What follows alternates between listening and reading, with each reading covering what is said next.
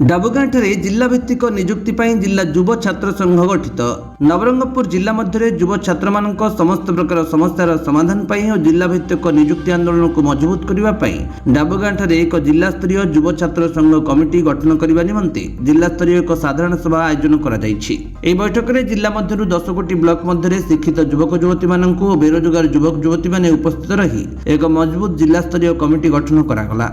आगामी दिन में संघ द्वारा जिला भित्तिक निजुक्ति दाबी मिलित क्रियानुष्ठान कमिटी पक्षर चलता जिला भित्तिक निजुक्ति दाबी को नहीं आंदोलन को समर्थन करी आहरी तीव्रतर व जोरदार करने पदक्षेप नियाजिब।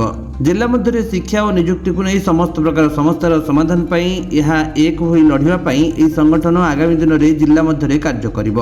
आज कमिटी गठन पर संपूर्ण प्रयास करथिले राजेश जानी, माणिकेश्वर सबर, बाबुल भतरा, गिरिधर पूजारी, जसवंत माझी, संतोष प्रधानी एवं 10 कोटी ब्लॉक आसिथिबा शिक्षित युवक युवती माने। नवरंगपुर गगन गंतायत रिपोर्ट, विश्व विजय न्यूज ओडिशा।